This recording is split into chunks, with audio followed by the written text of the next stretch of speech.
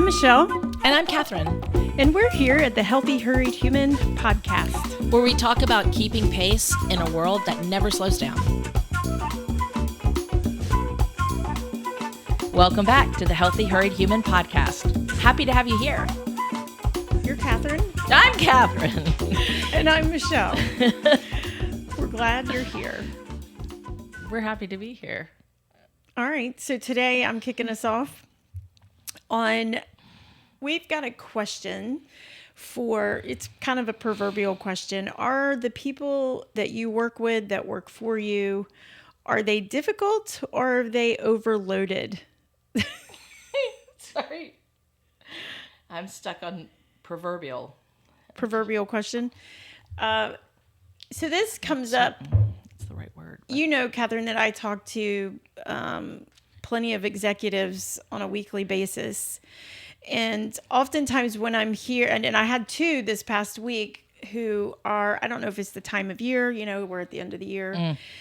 And people are recording this podcast at the end of the year. Yeah. This calendar year.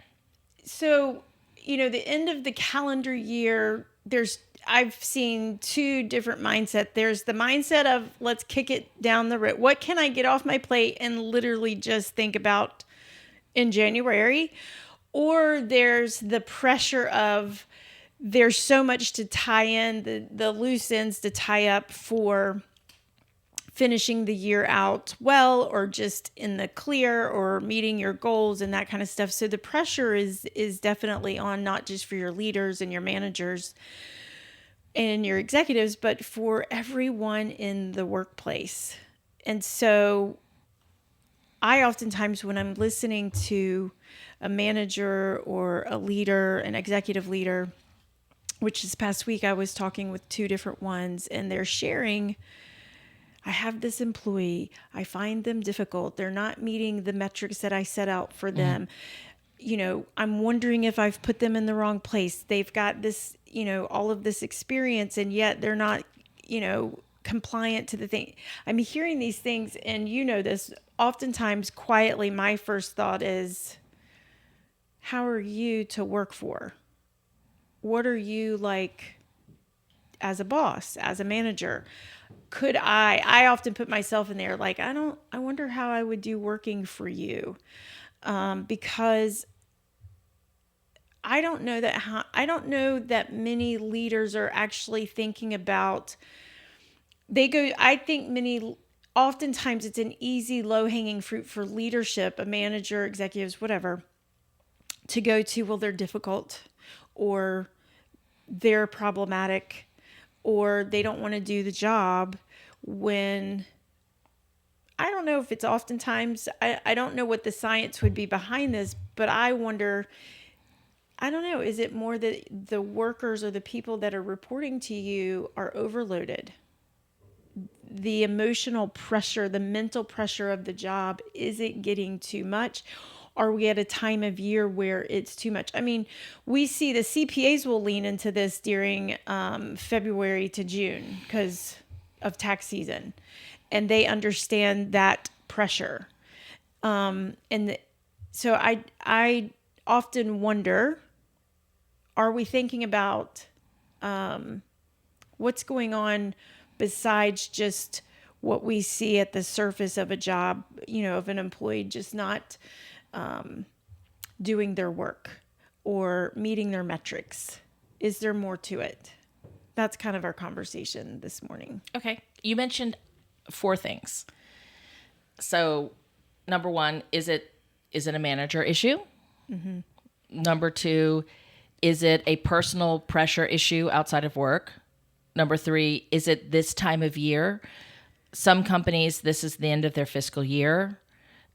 They're all of a sudden, their metrics, their goals, their performance, sometimes their performance reviews are now coming up, and they are being held, right? I mean, you've got performance evaluations if they're not meeting their metrics.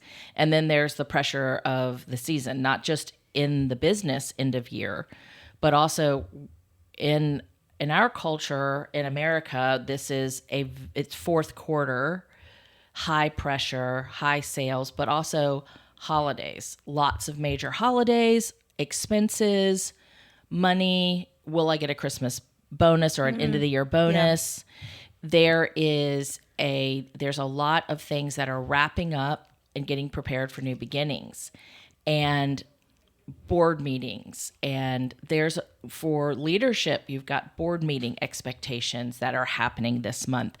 You've got bonus payouts. You've got, you're wanting to start the next calendar year, the fiscal year right. Or if you have a September 30, October 1st fiscal calendar, you're just clearing first quarter. This month is usually a quarterly month. So they're quarter pressures. Mm-hmm. And I think that, well, what do you think about this? That for everyone, when there's societal pressure, like what we have in the month of that we're recording this in the month of December. In the month of December, there's societal pressure that bleeds down at every level. The CEO is feeling it. The middle managers are feeling it. The workforce is feeling it at every layer. So how does that show up into work? It's going to. Everyone right now is under pressure. Everyone is under pressure. So not only is it just a one-off, one-time individual, but it's the managers are feeling the pressure too. Well, you use the word bleeding off. And that's sometimes I scratch my head because I think we all know that work bleeds into personal life. And it has been for at least the last decade and a half, with our smart devices, the fact that we can have our computers in our back pocket or in our purse, we can get a hold of our emails, sitting in traffic. It wouldn't be a stretch for everyone to be in acknowledgement that, work bleeds into our life, our personal life, whatever we're doing. But it seems like we don't really give acknowledgement to the fact that life bleeds into work. And that's me, that's always been sort of my focus, is that we're not paying enough attention and what you just said, all the things you just said that is going on with work this time of year, where December falls, whether it's the end of their first quarter or it's the end of their year, wherever December falls in an organization, and all of the things, the stakeholders don't even get me started on the yearly reviews that happen this time of year.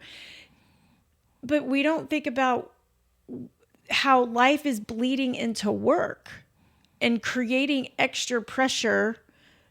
I think this time of year, life bleeding into work hits everyone at the same time. And that's not like the other months. Mm-hmm. The other months, it's individuals where life is putting pressure on them. But fourth quarter or first quarter, there is a massive pressure, and it's coming to end of quarter, that we've got societal norms and nuances of it just being the month of December that is putting pressure on everybody financially. End of month giving. Every charity in the world wants you to end of year giving, putting pressure on there. You've got to prepare your personal taxes come January. You're trying to decide, am I putting money in a Roth this year? Am I putting, all of these things have to be done by a certain time period. A lot of decisions have to be made. We have to make healthcare decisions about the next year, and healthcare prices have gone up. There's so much financial pressure this time of year across the board, and at every level is feeling it. And that is what makes it unique, because they're not feeling it the same way the rest of the year. And I think this episode of the Healthy Hurried Human podcast is sponsored by Midlife Thrives. Midlife Thrives is for women in their 30s, 40s, and 50s navigating perimenopause and menopause. If you've felt the energy dips, the mood swings, or the brain fog that make you wonder if you're losing yourself, you're not alone. Midlife Thrives is here to help give you clarity, resources, and a supportive circle of women who get it. No quick fixes, no shame, just some real guidance for real life. Learn more and connect at midlifethrives.com, because thriving in midlife isn't optional, it's your new standard. Plus, you're having to get together with family and people that you don't always spend time with, that can add another dynamic to it. That adds a whole nother layer to it. There is a reason why therapy offices are in high demand in December. Well, let me throw this also out there that that I've noticed is that the question begins to arise about bonuses. Am I getting a bonus this year? Did my company make, like, this is the quarter we announce how much money, or if there's going to be a holiday bonus or an end of year bonus. And it's sometimes very nuanced. You don't know if you're getting it or not. It's when your projects are evaluated to see if you made enough for that. But also, is the company in good financial standing where they're going to give us a gift? Am I going to get a Christmas gift, like the Christmas ham or the Christmas turkeys that companies used to give out? And a lot of times people depend on that. They need to know, will I have that? Will I get that bonus? If some people who are living paycheck to paycheck, or some people who that's just been part of their personal finances that they factor in, and it's a mystery, and it is. So what this causes for people is the tension is to create. So you have different responses to this. You have a larger group. The majority response to this is to avoid and to withdraw. I just was having a conversation with someone a couple of days ago who was saying to me, sharing that this time of year creates so much pressure in all the areas for them that they literally just want to go hide it. That oftentimes is the response is I want to check out. I want to tap out on all of it. Well, I will say that another one of the responses is a lot of gossip around the company. There's a lot of comparison that goes on. There's a lot of gossiping in the restroom or gossiping down in the break rooms. Are we going to get our money? Who knows we're getting money? Who's giving a check? Did they earn their bonus? There's a lot of speculation, and it can cause a lot of resentment. And also it's not positive culture building morale. And, if you're having a end of the year party, or if there are things that are gifts that are given or different things like that, there's a lot of speculation, and it can cause, let's say communication isn't a strong suit in your company. Well, this time of year with the extra pressures that are going on and everyone's feeling it, everyone starts talking about it. They start talking about the lack of communication because right now they really need to know. Mm-hmm. And there's those little tiny conversations that kind of breed non-cultural, like things that are countercultural to what you want when it's team building. So that's one of the ways that I see the outside pressures coming in that really become apparent during this season right now. And it's almost like the bubble will pop once they make the decision and they start communicating. When leadership starts communicating as soon as they can this season, here's what you're going to get, here's what we can give you, here's when the timeline will be, here's what and here's when the party is, here's what we're doing for the party, here's what you're going to get as a gift, here's the game exchange or whatever is going to happen, if you play a party game. The sooner that can happen, are they going to take us out to a nice restaurant? Like, how much money are they going to spend? Like, are we going to feel good? Am I going to be able to get my work done? As soon as all these questions can get answered, the bubble pops and it goes back to normal. It does. I would say I have one caution for organizations, if they happen to be listening to us, is this is not the time of year to make any sweeping changes that are unnecessary. There's some companies that I'm involved in right now who are making major, the changes aren't going to come to fruition until January 1st, but they waited this long in the year. I think they've known 6 months at least that they were making these instead of announcing them probably in the fall or late summer. Hey, this is where we're heading. I don't think this is the time of year to make that announcement. Why are they making it? Is it because the start of the fiscal year they need to start with a quote unquote clean slate with these initiatives, or because it is very, well, it's a kick in the teeth to lose your job at Christmas. It's It's a real, it's not, they're not laying people off. We're waiting till the end of November to tell you that, hey, January 1, everybody comes back to the office. That's been hybrid, that's had these different, and not really giving much. I don't know if organizations, We've seen this though, Michelle. We keep seeing this happening, and they're waiting until the last minute to tell people because they're afraid of backlash. But the problem is that they're not giving their employees enough time to take care of childcare, That's right. elder care. So they're making the problem 10 times worse. That's right. Some people don't have work clothes. I know a lot of people, I know friends of mine who said, I have to go buy wardrobe because I haven't been working in an office for 5 years. Yeah. And frustration because we've already proven we can do it. So we're in agreement that this, with my caution of this is not the, you don't wait till November to make decisions or sweeping changes that are going to have great impact on your employees 6 weeks away from when you want to implement these changes. So that to me, I, again, scratch my head because I'm like, why would you do that?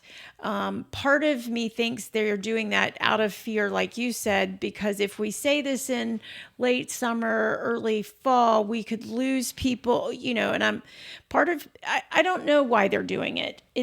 I do think it's driven by fear, but I think that is just another message that you send to employees that you don't really have their best interest in mind. As an employee, like you just said, whether I've got to do elder care, child care, I need a wardrobe, I need to redo my finances to work around going back into an office. When you tell me that, I don't feel like you've taken me into consideration in that decision or the time length that you're giving me to adjust to it. And traffic on the roads too, like the impact that everyone coming back into the office that has had on traffic, car, tires, wear, like everything. It is grocery stores, schedules, food, eating, like restaurants. I mean, it's a lot of things have changed. A lot of restaurants that used to be there aren't there anymore. Mm-hmm. We're talking. So everybody listening knows what all these nuances are. I mean, it's a big deal. Problem. So I know that we're running out of time, but I know that you're talking to executives. What do we say to the workers that they don't have a choice? They have to show back up, and here they've got all these stressors. Like, yes, we'd like the executives not to make this decision in fourth quarter or first quarter, whichever one it falls for you.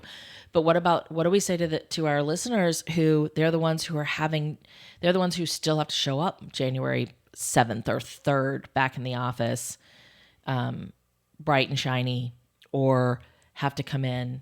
What do we say to them? I would say if I had someone, sitting with me on a one-to-one, I would say you've got to get real clear on what your priorities are for your life that are going to bring peace, satisfaction, and give you the ability to be generous. And I don't mean generous with money, but generous with your time. We are, as human beings, we work best when we leave room for generosity, meaning we have time for ourselves to be hospitable, to volunteer, to have people over in our home, to coach on a kids' baseball team. So when I use that word generosity, I mean that place where we get our most fulfillment as a human being when we are involved in our community in some way where we are giving of our time, our resources, our abilities. We have to leave time for that. And so I believe that as the worker, if you have these major changes, you've got to sit down and look at your whole life. We have a great tool for that, a wheel, to look at every area of your life and decide what is the most crucial and important aspects of my life. You can't make it, I would say don't make any sweeping changes, but you get real clear on that. And then it may be clear in March that maybe this isn't the job for me and I need to start looking if the job market allows. Or you say, I got to keep this job, but maybe I have to let go of something where I do a lot of generosity. you have to get real clear on what are your priorities and what's going to give you that satisfaction. I would like to give a shout out to my mother and her obsessive love with newspapers. She would like me to tell you that I come from a long line of that my great grandfather started the newspaper in his small town, and she's very proud of that. So she believes we should all be in print and in newspapers. But her love for a newspaper, and recently, 2 weekends ago, Wall Street Journal put an article about called "Don't Be Shy, Gratitude is Good for You," and my mother looked me dead in the eye and said, "Did you know that they've done a study and that's proven that the difference that gratitude makes for you?" And I just thought, what? Really? But as recently as November 29th and 30th edition of the Wall Street Journal, they are once again emphasizing gratitude. I get it. It's Thanksgiving. It's wonderful. But shout out to Michelle, who is not promoting this, but she has a journal that is, I would also say, if you're going back into the workplace and you want to start something new, you need to get the journal, because this will help you really reset. I was standing in a pharmacy this week, and he was talking to me about setting your mind and talking to yourself. And I was like, oh, this day journal. Yeah, this day journal is what it's called. You can find it on Amazon. But what is it? Reticular activating system. The reticular activating system. And our brains, and how if you tell and recently on tired teams don't just need another training, they need transformation. The Healthy Hurried Human Lab helps organizations build emotionally fit, resilient, and connected teams that perform better without burning out. This interactive training goes beyond theory, combining organizational psychology with personal appraisal that helps every participant understand how their mental, emotional, and relational habits show up at work. When people grow, companies thrive. Book your Healthy Hurried Human Lab for your teams today at foxygenconsulting.com and start creating healthier, more human workplace. This conversation is coming back up again about talking to yourself and telling yourself things, and the importance of hearing asking yourself the right questions every day, the same ones. So we're talking empowering questions. We're talking volunteer impact. We're talking, how do I want to show up today? And it's funny. I did not know that's where this episode would go, but it is interesting that you bring that up, because that would be an excellent tool and resource for anyone to use, because it's a clarity tool. It's a clarity tool.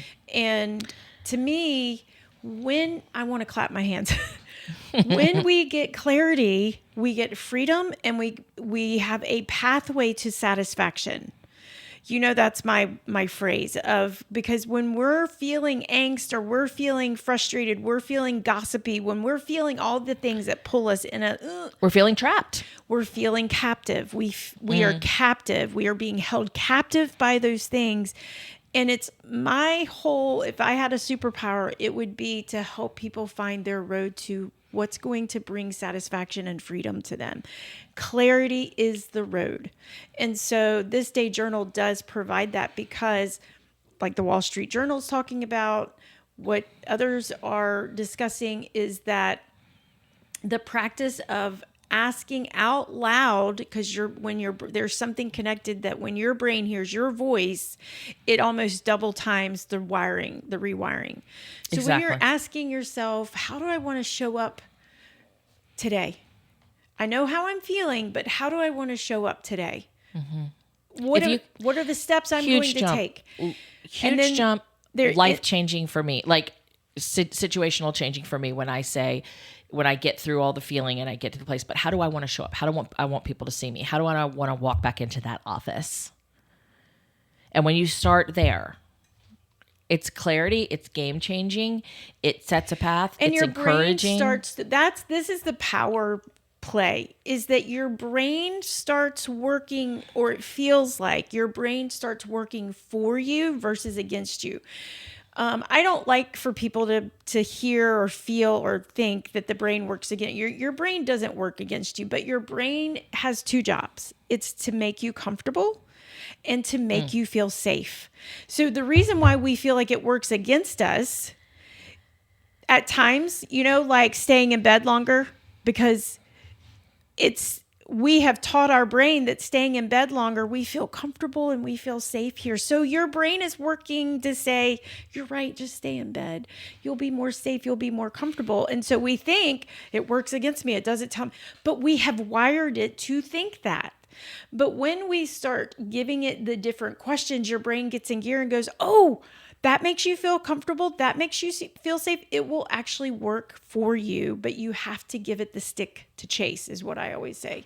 Well, and the best way to do that is using this day journal, because that's literally, it's just a prompt journal. It doesn't take, you do it right when you get up. It only takes 5 to 7 minutes, but it sets that mindset of how do I really want to show up today? And also to encourage you, those conversations in the bathroom with the speculation and the worry with your office BFF, I mean, y'all are in it together, but it just also reinforces the frustration. And so having something like this, while you can be sympathetic and understanding and acknowledge that that is real, having something like this really, it's like with the Enneagram, when you're in a place of integration, you understand what you're feeling. Well, not in a place of integration, let me take that back. But when you recognize, oh, I'm acting exactly like my number, that brings you to a clarity that moves you up to another level of health. So it's the same process of it. Like, that's right. Understanding and seeing it for what it is and choosing to say, well, where do I want to go next to fix it? So I want to end this episode with an encouragement to those of us who are leading or influencing people, teams, organizations, to not be so quick to pass the judgment on to the people that you're leading and working with that they're being difficult, but maybe step back and say, what else is going on? That would be my encouragement. And also that you're feeling the stress and pressure right now. And it doesn't mean that your people are bad or difficult. You might be in the hot seat right now too. Thank you for joining us. We'll see you next time on the Healthy Hurried Human podcast. The Healthy Hurried Human podcast is brought to you by Foxygen Consulting and a handful of silent sponsors who believe in this work and quietly keep us going. We see you, we thank you, and we are glad that you're part of this journey.